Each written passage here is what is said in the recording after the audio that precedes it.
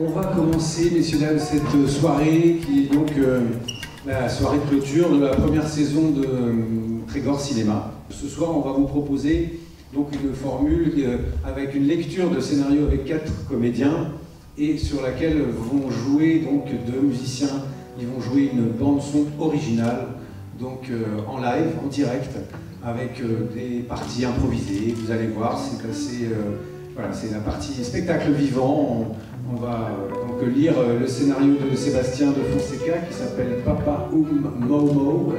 On enchaînera tout de suite après la lecture avec le film et on retrouvera Sébastien après pour un petit échange et auquel cas, si vous en avez des questions à lui poser, il répondra avec plaisir.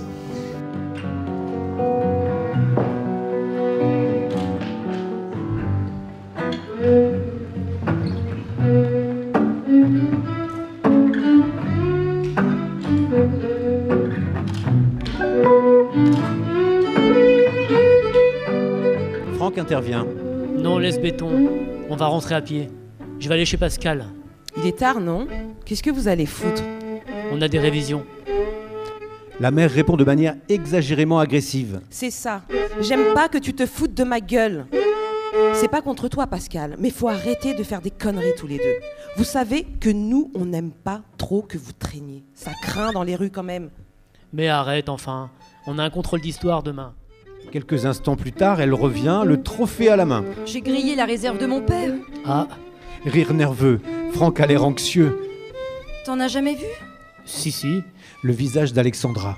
On devine qu'elle met le préservatif sur le sexe de Franck.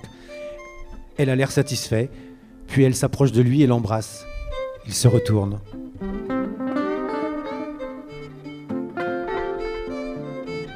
Moi, je voulais savoir aussi, peut-être qu'il y en a qui auraient des questions dans la salle, par rapport au scénario qu'on a lu tout à l'heure, on a vu qu'il y avait, par exemple, il y a eu des changements quand même assez, voilà, comment dire, il y a des différences. Est-ce que ça s'est opéré pendant le tournage ou vraiment ça a été des choix au montage?